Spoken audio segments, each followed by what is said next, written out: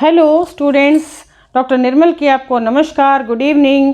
चलिए आज स्टार्ट करते हैं हमारी थ्योरी क्लासेस, जिसमें हमारा आज का टॉपिक रहने वाला है सोशियोलॉजी एंड गाइडेंस। स्टूडेंट, जो सोशियोलॉजी और गाइडेंस है, यहाँ हमारी जो बातचीत होने वाली है, जिसमें कि हम एक समाज के बारे में और दूसरी बात करेंगे कि यहाँ पे निर्देशन, यानी कि एक नर्सरी टीचर को सामाजिक कुछ बातों के बारे में नॉलेज होना और प्लस उन्हें किस तरह से गाइडेंस की जो पॉइंट ऑफ व्यू से एक बच्चे को कैसे जानना है और सोसाइटी में किस तरह से एक सोशियोलॉजी जो वर्ड है, जो शब्द है, उसको क्यों जानना है। क्योंकि बेसिकली हम सभी लोग अपनी एक सोसाइटी में रहकर हम अपने एक समाज की एक इकाई में काम करने वाले व्यक्ति के रूप में और कुछ ऐसी यूनिट, जो ऐसी इकाइयां हैं जो कि सामाजिक इकाइयों के रूप में हमारे साथ जुड़कर हम काम करते हैं।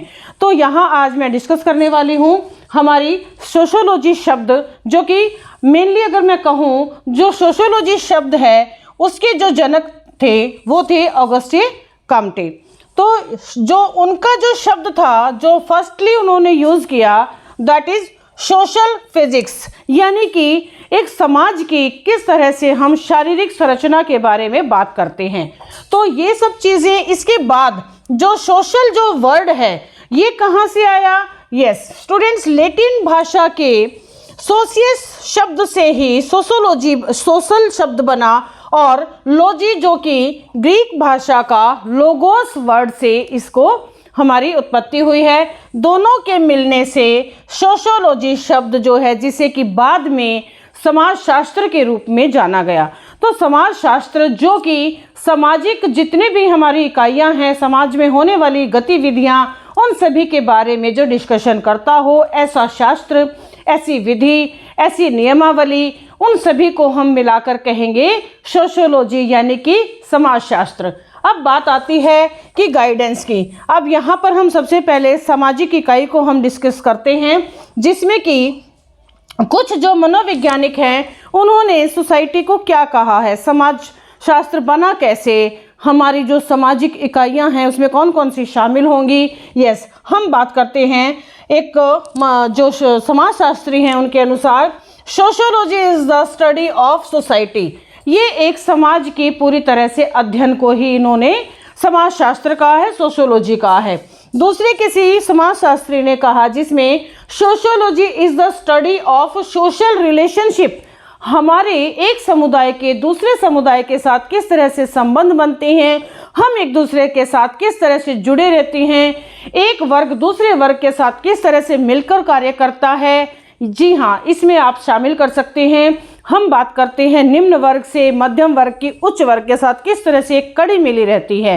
तो यहाँ पे स्टूडेंट्स आपको समझना है कि जिस तरह से समाज की कुछ कड़ियों को लेकर हम यहाँ डिस्कशन करते हैं और उसमें हम एक दूसरे के साथ, देखिए यहाँ पे अगर आप जातिगत बात करते हैं तो यहाँ पर जाति के अनुसार कुछ लोग अपने कार्यों को करते हैं।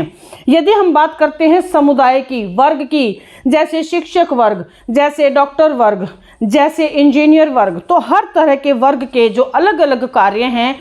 लेकिन कुछ चीज़ें हमने देखा, हमने सभ्यताएं भी पढ़ी हैं, हमने इतिहास भी पढ़ा है कि कुछ जाति विशेष से जुड़े हुए कार्य परंपरा के अनुसार, जैसे लोहार जो जाति हैं वो अक्सर अपना जो उनके बर्तन बनाने का कार्य है वह करता है।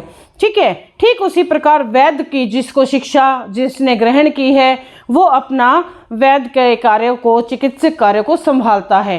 तो इस तरह से वो एक पारंपरिक जो एक स्थिति थी, लेकिन आज के वर्तमान में ऐसा सब कुछ संभव है कि जिस किसी भी आप उससे संबंध रखते समुदाय से आप भिन्न प्रकार का अपना कार्य या रोजगार अपना सकते हैं। अब आते हैं, तो इस तरह से इनका जो सोशल रिलेशनशिप है इसके बारे में अध्ययन कहा गया है। यस, रोज के अनुसार है, sociology is the social life event behaviour and function. Yes, इन्होंने कहा है कि समाजशास्त्र सब तरह के जो हमारे सामाजिक जो हमारा जीवन है, जिसमें हम अपने दिनचर्या से लेकर और उसमें होने वाली सभी उन गतिविधियों को शामिल करते हैं, इवेंट्स को, जैसे कि शिक्षा ग्रहण करना, रोजगार पर जाना, जो हाउसवाइफ्स हैं उनके कार्यों को शामिल करना, या सामाजिक किसी कार्यों में मान लीजिए हम किसी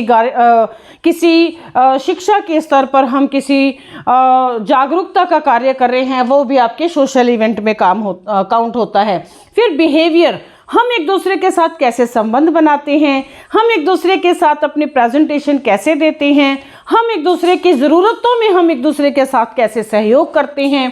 तो उसके बाद आता है फंक्शंस। यस, हम अपने एक दूसरे के जितने भी हमारे समारोह होते हैं उसमें हम अपने सोसाइटी के लोगों को बुलाते हैं, निमंत्रण देते हैं। तो ये सब चीज़ें हमारी उन सभी तरह के हमारे जो समारोह हैं, सभी तरह के जो फंक्शंस हैं, उन सभी में शामिल होना।